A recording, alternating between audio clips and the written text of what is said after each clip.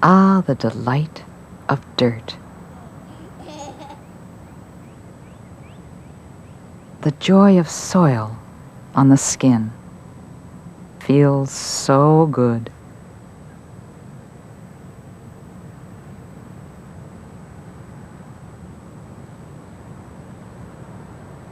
Doesn't taste bad either. Looks just fine. Alas, his joy is short-lived, and so is the age of innocence. He is about to learn one of the first rules of civilization. Soil is unsightly.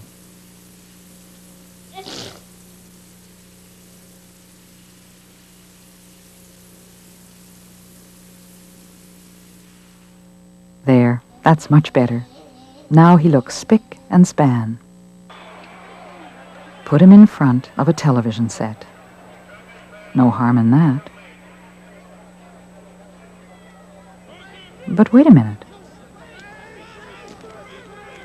What are those guys doing?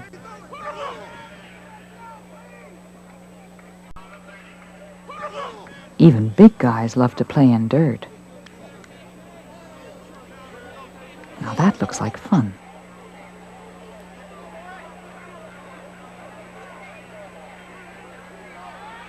Except when he grows up, he'll play on artificial turf. Strange, this grown-up revulsion for soil. In modern cities, people go out of their way to avoid contact with it. Architects and developers seem obsessed with removing every vestige of the natural landscape. A cement plaza is so much cleaner than a park. And before long, we should be able to pave over this pasture and replace it with concrete.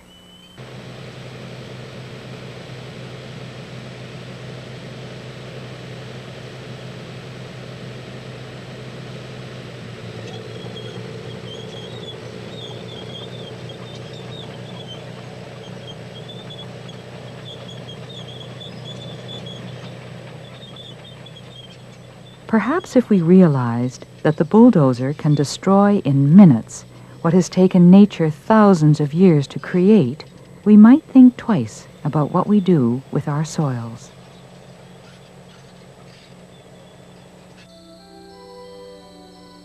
Soil is a remarkable substance, a self-sustaining machine.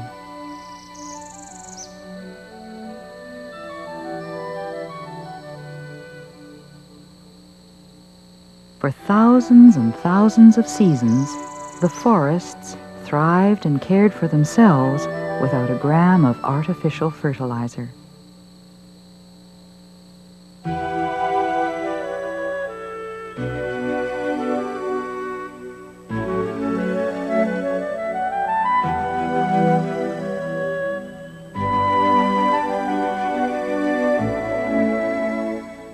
Yes, soil is a maintenance-free system that provides plants with all the essential nutrients for growth.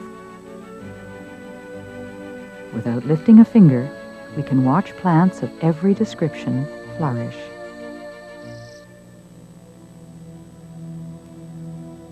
Sure, we can make soil, but compared to nature, our efforts are small scale. First, select a firm material that will allow the plants to take root. Add the seeds. Then carefully meter water at a rate that will not drown the roots.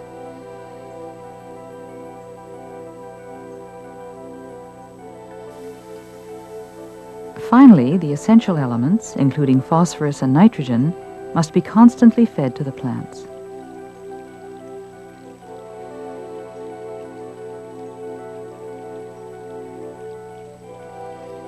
Oh, it's a system that works, but it's a one-way system that requires the steady input of nutrients.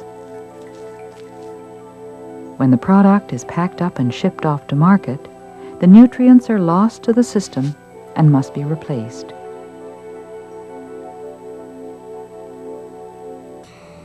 On the other hand, nature evolved the tick-over solution by recycling most of the nutrients.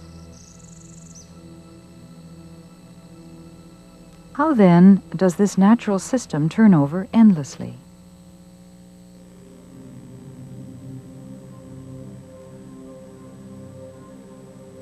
To begin with, rock contains most of the mineral nutrients plants require to grow, but these minerals are locked up in the rock.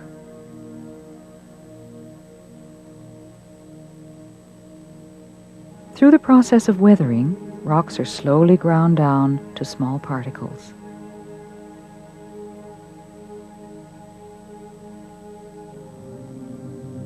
The coarse particles are sand. The finer particles, silt. And the very finest, clay. Yet none of these particles alone makes up soil. While sand provides airspace, it can't retain water. Silt and clay, on the other hand, contain such small pore spaces that water and air cannot penetrate easily. Now here is a moist environment containing the right mixture of sand, silt, and clay recently washed down from the bank. Strange, then, that except for some hardy weeds, few plants grow here. Some ingredients must be missing, and what those might be is best revealed by nature itself.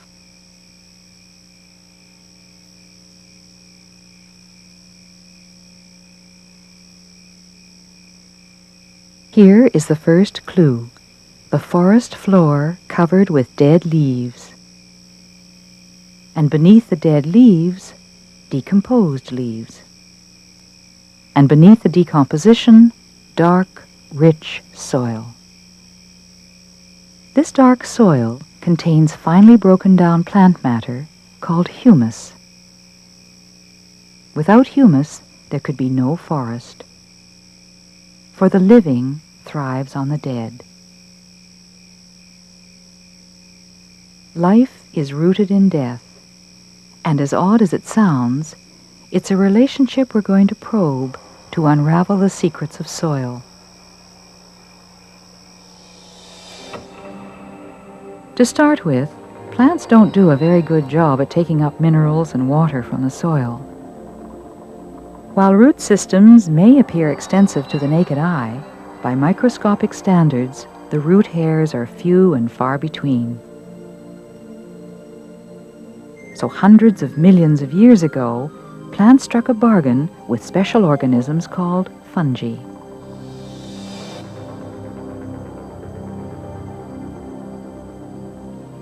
Plants accepted the invasion of fungi, which extended their root systems 1,000-fold.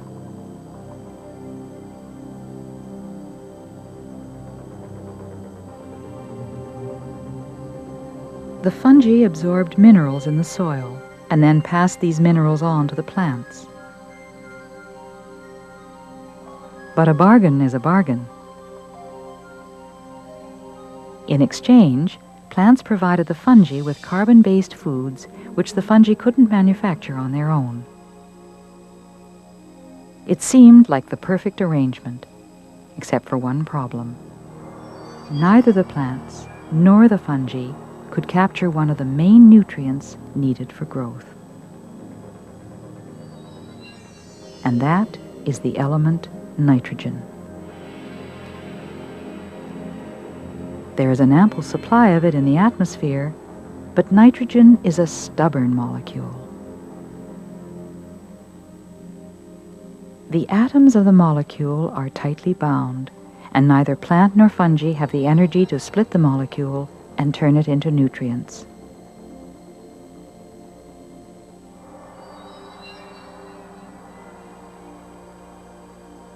Enter the soil mechanics. Bacteria, called nitrogen fixers. Nitrogen-fixing bacteria are remarkable single-celled creatures capable of absorbing nitrogen from the air.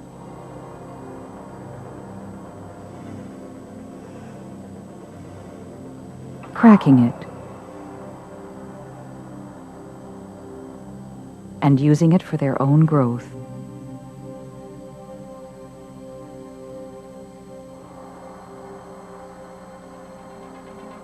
Now, the fungi could take in the nitrogen by feasting on the bacteria's waste.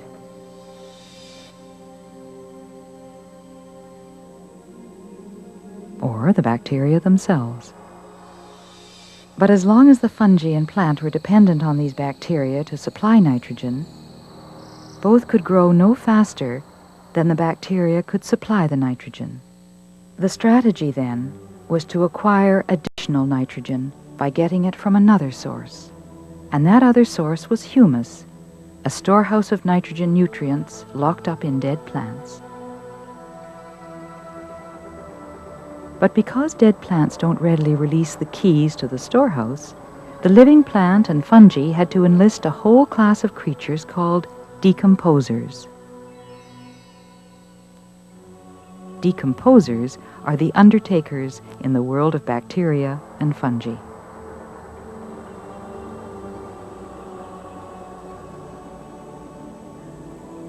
These specialized organisms are capable of breaking down humus and releasing the nitrogen nutrients trapped in the humus. Now the fungi and roots are handed an ample and reliable supply of nitrogen. We can stand back now and see how nitrogen and other minerals are cycled from humus to decomposers, to living plants,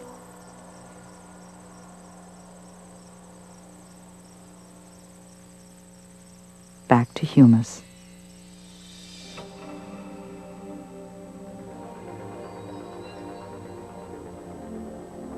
Left to themselves, the soil processors would release the nutrients from the humus much too rapidly for plants to use. So soil provides the ideal solution. Slow-release mineral food capsules made up of a combination of silt and clay particles surrounding a small packet of humus. Here is how it works. When microorganisms eat humus, they release a type of sugar.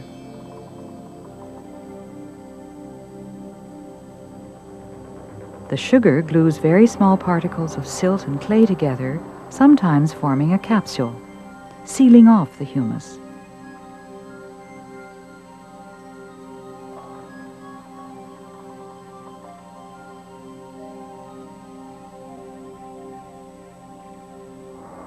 These capsules contain small openings which allow fungi and plant roots to eventually penetrate and gain access to the minerals.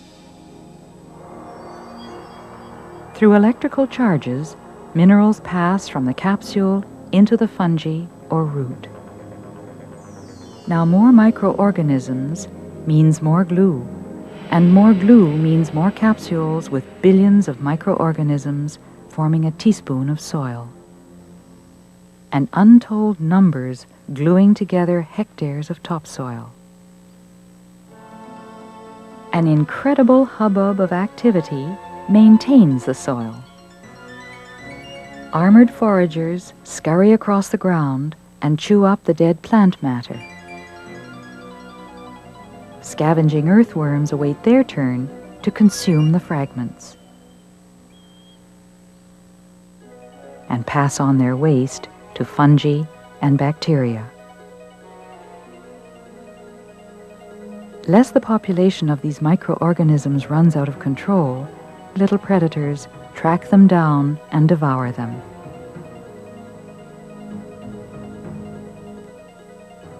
And like hungry sharks, single-cell critters of every description gobble up bacteria day in and day out. This delicate balance between humus and living creatures sustains plant life on every continent.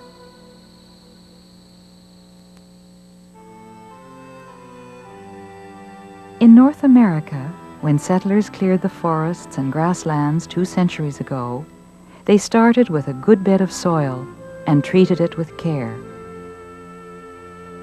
They grew different crops from year to year. They allowed the land to recover by turning it to pasture from time to time, and helped it along with wagon loads of manure. These techniques effectively maintained and even increased the organic material in the soil. But in the last 40 years, we have abandoned these practices in favor of intensive farming techniques. As the same crop is harvested year after year, less organic material is returned to the soil. The land is not allowed to recover. And when the deep plow bites into the ground, it crushes the humus in which the microorganisms live.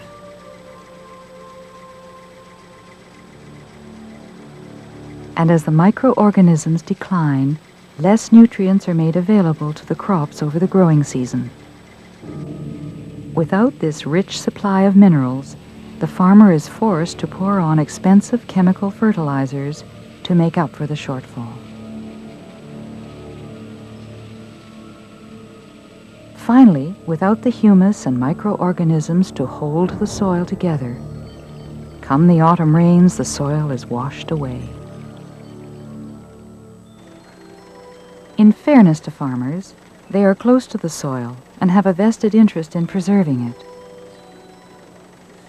And many farmers are beginning to rediscover the value of humus by kicking the age-old habit of deep plowing. Instead of burying the humus where microorganisms can't get at it, farmers are plowing narrow strips of ground, just deep enough to plant the seed. Others are experimenting with new methods of crop rotation, which renews the soil naturally. An English poet once wrote that he had glimpsed the world in a grain of sand. We have seen the world in a handful of soil, and viewed the intimate and complex relationship between the living and the non-living. Never again should we treat our soil like dirt.